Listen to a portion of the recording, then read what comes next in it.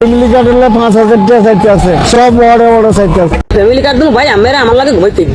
আপনারা অঘটন ঘটাবেন ওখানে, আর ভিডিও পাবলিশ হবে এখান থেকে। আমি ব্যক্তিগতভাবে এই ফ্যামিলি কার্ডের পক্ষে না, যে এই ফ্যামিলি কার্ডগুলা শেষ পর্যন্ত টিকবে না।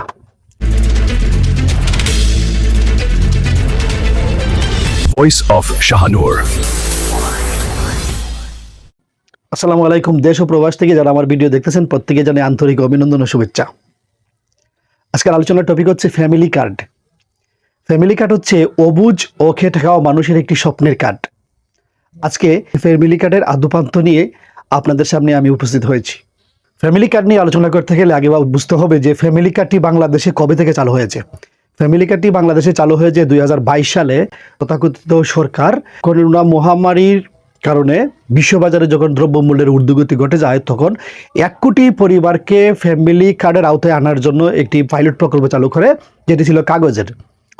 তারপরে সেটি পর্যায়ক্রমে 2023 সালে সেটিকে একটি ডিজিটাল করার জন্য প্লে স্টোরে একটি অ্যাপস দিয়ে দেন, এবং তখন সেখান থেকে মানুষ স্মার্ট ফ্যামিলি কার্ড হিসেবে টিসিবির পণ্য নেওয়া শুরু করে। সেখানে ছিল চাল, ডাল, তেল ইত্যাদি নেওয়ার জন্য। বিএনপি সরকার ক্ষমতায় আসার আগে তাদের নির্বাচনী ইস্তেহারে যে 31 দফা ছিল, সেই 31 দফার মধ্যে সবচেয়ে বেশি প্রাধান্য দেওয়া হয়েছে সেই ফ্যামিলি কার্ডকে, এবং নির্বাচনে জয়ী হওয়ার পর তারা এই 31 দফাকে পাইলট প্রকল্প হিসেবে নিয়ে তারপর পর্যায়ক্রমে কাজ শুরু করে দিয়েছেন অলরেডি। আসুন দেখি এই প্রকল্পে বছরে কত টাকা লাগতেছে সরকারের, এবং এই টাকাগুলা কোথায় থেকে আসবে সে বিষয়ে একটি ভিডিও ক্লিপ দেখে নেই। ফ্যামিলি কার্ডের আওতায় দেওয়া হতে পারে মাসিক 2,000 কোটি টাকা, যেখানে বছরে 50 লাখ সুবিধাভোগীর জন্য গুনতে হবে 12,000 কোটি টাকার বেশি। অর্থের যোগানে বিদ্যমান কিছু সামাজিক সুরক্ষা কর্মসূচির সাথে সমন্বয় করা হতে পারে নতুন এই উদ্যোগের। এমন সব প্রস্তাবনা নিয়ে তৈরি হচ্ছে ফ্যামিলি কার্ডের কর্মকৌশল। আমরা নিশ্চয়ই ক্লিয়ার হয়ে গেলাম যে কিভাবে এই কতগুলো টাকা খরচ হবে, কিভাবে সরকার এই টাকাগুলা কাভারেজ দিবেন। কিন্তু আমি ব্যক্তিগতভাবে যেটি মনে করি, আবারও বলছি, আমি ব্যক্তিগতভাবে এই ফ্যামিলি কার্ডের পক্ষে না। কারণ আমার কাছে অনেকগুলো যুক্তি আছে যে এই ফ্যামিলি কার্ডগুলা শেষ পর্যন্ত টিকবে না। এর প্রথম কারণ হচ্ছে সরকার যে কারণে ফ্যামিলি কার্ডে দিতে চাচ্ছেন, সেটি মূলত একটি স্মার্ট দেশের স্মার্ট জনগণ সেই কার্ডটি পাওয়ার যোগ্য। যেমন ইউরোপের অনেকগুলো দেশে তাদের জিডিপির হারও ভালো, তাদের সব দিকেই তারা যখন উন্নত, তারাও যখন উন্নত রাষ্ট্র, তখন তারা তাদের দেশের বেকারদেরকেও ভাতা দেওয়া হয়। কারণ তারা সে কার্ডের মর্মটি বুঝে যে সরকার কেন টাকা দিচ্ছে, কি কারণে টাকা দিচ্ছে, এবং টাকাটি কোথায় খরচ করতে হবে। এই টাকাগুলো দিতে গেলে যেভাবে খাবার দিতে হবে সেই তহবিল আমাদের নেই। কারণ আমরা জানি তথাকথিত সরকার এই দেশে প্রায় 3 লক্ষ কোটি টাকার ঋণের বোঝা চাপিয়ে দিয়ে গেছে। বৈদেশিক ঋণের হারও প্রচুর চাপ, এবং বর্তমানে সম্ভবত বহির্বিশ্ব থেকে কোনো ঋণও আসছে না, এবং দ্রব্যমূল্যের ঊর্ধ্বগতি, এবং আমাদের দেশের নতুন কোনো খনিও আবিষ্কার হয় নাই। কোনো ধরনের তেল, পাম্প বা স্বর্ণের খনি বা কয়লার খনি তেমন কোনো খনিও আবিষ্কার হয় নাই। এতটুকু ভঙ্গুর অবস্থার মধ্যে এই বছরে এতগুলো টাকা সরকারের পক্ষে কাভার দেওয়া খুবই টাফ হয়ে যাবে। আমি একটি এক্সাম্পল দিই। এক্সাম্পল দেওয়ার আগে একটি ভিডিও ক্লিপ আমরা দেখে নিই। আমরা ফ্যামিলি কার্ড চাই না, আমরা চাই গ্যাস আর বিদ্যুৎ। তার এর লিগেই বানাইছিলাম, ভালো শান্তির লেগা। আমাকে কো আমারে সারিয়ে দিছে রাস্তাঘাটে। কি বুঝলেন এই ভিডিওতে? এজন্যই আমি এর পক্ষে না। কারণ হচ্ছে, মনে করেন কোনো এক কারণে একজন লোক 2,000 বা 2,500 টাকা পেল, কিন্তু দেখা গেছে হঠাৎ করে তার ভুতুরে একটা বিল চলে আসলো। তার নিয়মিত কারেন্ট বিল যদি 400 থেকে 500 টাকা থাকে, হঠাৎ করে তার কারেন্ট বিল চলে আসে 2,500 থেকে 3,000 টাকা, বা গ্যাসের দাম ঊর্ধ্বগতির কারণে সে এই কার্ডের টাকাগুলো পেয়ে কী করবে? তার তো এইদিকে সরকার থেকে পেলো 2,500 টাকা বা 2,000 টাকা, কিন্তু ওইদিকে আবার তার কারেন্ট বিল, গ্যাস বিলে আরও পকেট থেকে এনে ভর্তুকি দিয়ে দিতে হচ্ছে। এখন আসি, যেহেতু সরকার এই প্রকল্পটি অলরেডি চালু করে দিয়েছেন, দেশের অনেক জনগণ, অনেক মানুষ এটি আশা আকাঙ্ক্ষা করতেছে। আমি ভিডিওর প্রথমে বলেছি যে এটি অবুঝ এবং হতদরিদ্র মানুষের একটি স্বপ্নের বিষয়। এখানে অবুঝ হওয়ার বিষয় আমি ভিডিওতে ব্যাখ্যা করবো। আপনারা ভিডিওটি দেখার পরেই বুঝতে পারবেন যে মানুষ কেন অবুঝ, কেন হতদরিদ্ররা এটার জন্য স্বপ্নের একটি কার্ড ভেবে বসে আছে। প্রথমে নিয়ে আমরা দেখি তথ্য সংগ্রহকারী যে সুমারি 2026 চালু হয়েছে, সেই তথ্য সংগ্রহকারীদের যে পরীক্ষা, বিশেষ করে আমি তখন একটি পরীক্ষা কেন্দ্রের আশপাশে উপস্থিত ছিলাম, আমি যে দৃশ্য আমার চোখে পড়েছে তা একদম অবাক করার মতো একটি বিষয়। এবং আমার হোয়াটসঅ্যাপে বা মেসেঞ্জারে অনেকেই আমার সাথে যোগাযোগ করেছেন, ভাই ফ্যামিলি কার্ড সম্পর্কে অনিয়ম হচ্ছে, পরীক্ষা ঠিকমতো হচ্ছে না, এবং কেউ কেউ বলতেছেন যে সিস্টেম ওয়াইজ এগুলো নিয়োগ দেওয়া হচ্ছে, কেউ কেউ সুপারভাইজার নিয়ে প্রশ্ন তুলছেন, কেউ কেউ নানান বিষয় নিয়ে প্রশ্ন তুলছেন। আমি কথা বলার জন্য, যেহেতু আমি সোশ্যাল মিডিয়ায় কথা বলি, সেই জন্য আমি কিছু কথা বলতে চাই। আমার প্রথম কথা হচ্ছে, এই সরকারের এই পরীক্ষা নিতে বা এই আয়োজন করার জন্য এই 200 কোটি টাকা খরচ করা লাগে না। কারণ হচ্ছে নির্বাচনের সময় যে প্রচার করা হয়েছিল ফ্যামিলি কার্ড সম্পর্কে, সারা দেশের মানুষ কিন্তু তখন জেনে গিয়েছিল যে ফ্যামিলি কার্ড নামে একটা কিছু আসছে।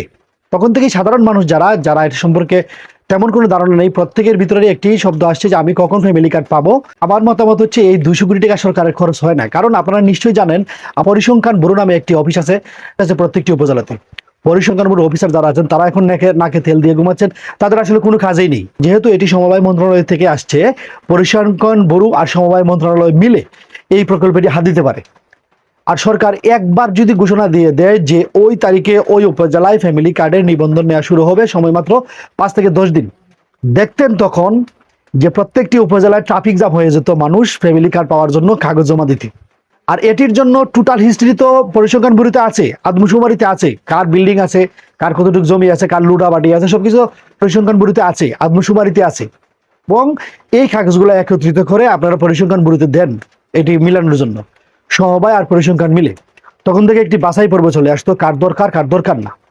তারপরে এদেরকে ডাকেন, যাদেরকে বাছাই করবেন তাদেরকে ডাকেন একটা হল রুমে ডেকে তাদের ডিটেলস নেন। ডিটেলস নিয়ে এটি ভেরিফাই করার জন্য স্থানীয় মেম্বার আছে, স্থানীয় চেয়ারম্যান আছে, নেন, কিন্তু নিলেন না। আপনারা একটি পরীক্ষা পদ্ধতি চালু করলেন। আমি দেখলাম পরীক্ষাতে অংশগ্রহণ করছে ব্যাপক হারে লোক। আমি যে পরিপত্র পেয়েছি অনলাইনে, কোন পদ্ধতিতে পরীক্ষা নেওয়া হবে, কারা কারা এটিতে টিকতে পারে, সুপারভাইজার কারা হবে, এই শর্ত কি আছে আপনারা দেখতে পারেন। আপনি অনলাইনে ঢুকেন, অনলাইনে ঢুকার পরে আপনি সার্চ করেন ফ্যামিলি কার্ড সুমারি 2026। এখানে দেখবেন একটি চার্ট পাবেন। এই চার্টের মধ্যে আপনি দেখেন কোন কোন ক্যাটাগরিতে লোক নিচ্ছে। এখানে সবচেয়ে বড় বিষয় হচ্ছে 50% মেয়ে নেওয়া হচ্ছে। কিন্তু কতজন মেয়ে নেওয়া হচ্ছে?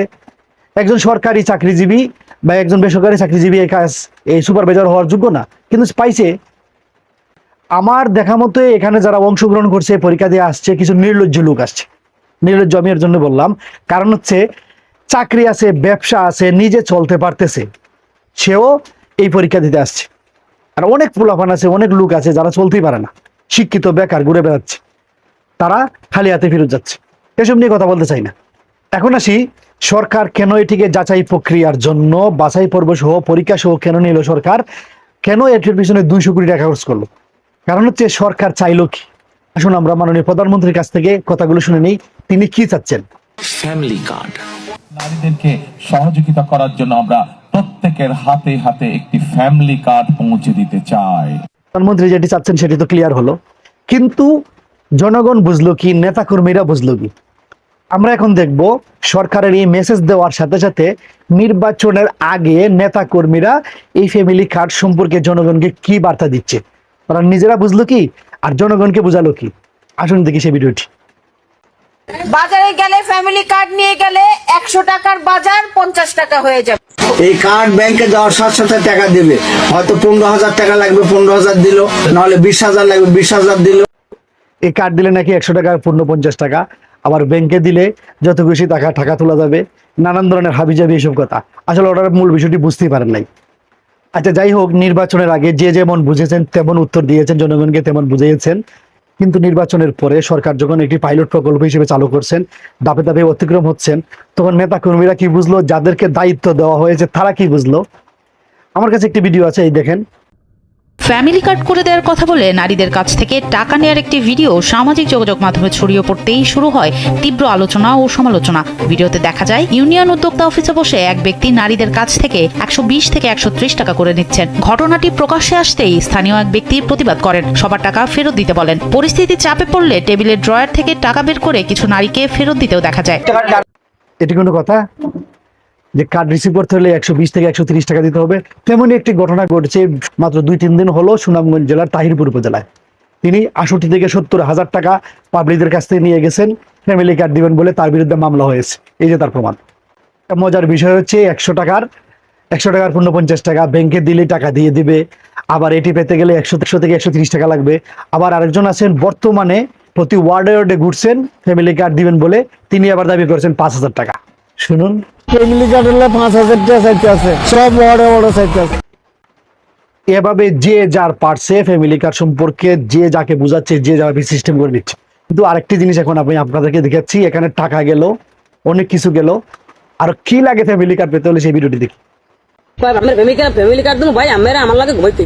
আমরা আমার লাগে কাট করছি আমি আমার ঘুমান লাগবে আমি আমার থাকবো বুঝতে মানে কত বড় সাহস আমার ফ্যামিলি কার্ড দেবে আমার লাগে আমার ঘুমাইতে হইবে টাকাও চাওয়া হইলো, অনেক ধরনের সুবিধাও বলা হলো, এখন নাকি শরীরও দিতে হবে, আবার কেউ দর্শনের শিকারও হলো।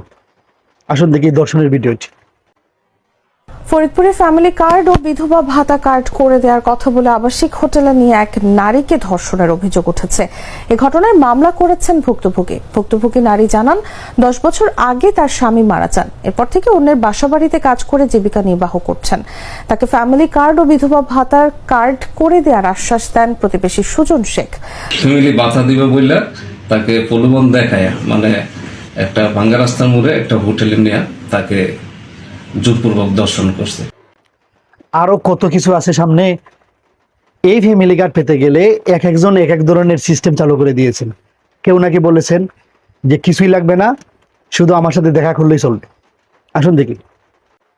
রাত 12টায় পুকুর পাড়ে দেখা করলে ফ্যামিলি কার্ড দিব আপনাকে, এক নারীকে এমন কুপ্রস্তাব দেয় নরসিংদীর বিএনপির এক সাধারণ সম্পাদক। এই হলো ফ্যামিলি কার্ড সম্পর্কে আমি যে ব্যাখ্যা দিলাম।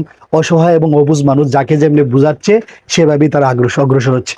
এখন দেখি ফ্যামিলি কার্ড পেয়ে কতটুকু খুশি মানুষ এবং তারা কি করতে চান। মেসেজ পেয়েছি, টাকা উঠাইছি 2,500, 15 টাকা 2,500 না, আমি 2.5 কোটি টাকা পাইছি। আমি না সবকিছুই সত্য বিদায় আমরা এখানে আসার সাথে সাথে আমাদের কাটে টাকা ঢুকছে। আমি এটা পাইছি, এতে আমি খুশি। আমরা পাইছি অনেক আনন্দিত। আমি গরিব মানুষ, আমি এটা পাইছি, এতে আমি খুশি। এখন যারা ফ্যামিলি কার্ড শুমারিতে উত্তীর্ণ হয়েছেন, কিভাবে উত্তীর্ণ হয়েছেন, কার মাধ্যমে উত্তীর্ণ হয়েছেন, সেটা নিয়ে আমি কোনো কথা বলতে চাই না, কারণ এটা দলীয় বিষয়, দলীয় সবকিছু। আমার এটাতে মতামত নেই। আমি আগে বলেছি ফ্যামিলি কার্ড আমি সাপোর্ট করি না, কিন্তু তারপরেও সরকারকে আমি প্রাণ খুলে দোয়া করছি তিনি যে আশা করেছেন, যে প্রকল্প হাত দিয়েছেন সেটা যেন বাস্তবায়ন হয়। আর যারা ফ্যামিলি কার্ডের তথ্য সংগ্রহের দায়িত্ব পেয়েছেন, আপনাদেরকে একটি সুস্পষ্ট মেসেজ দেই, যতগুলা প্রমাণ দেখালাম, যতগুলা বিষয় দেখালাম, এর জন্যই খুব সূক্ষ্মভাবে আপনাদেরকে মাঠে নামানো হচ্ছে স্বীকৃত দেখে। তবে আমার মনে হয় টোটাল দায়িত্বটি মেয়েদেরকে দিলে সবচেয়ে ভালো হতো, কারণ এরকম অফার আসতো না, এরকম করতে গেলে একটু বিবেকে বাঁচত। আর প্রত্যেককে আমি মেসেজ দিতে চাই, আপনারা অঘটন ঘটাবেন ওখানে, আর ভিডিও পাবলিশ হবে এখান থেকে। ধন্যবাদ। ভালোভাবে কাজ করুন, সঠিকভাবে কাজ করুন, সফল হোক সরকার এই প্রকল্প। আসসালামু আলাইকুম। ভালো থাকবেন, ভালো রাখবেন।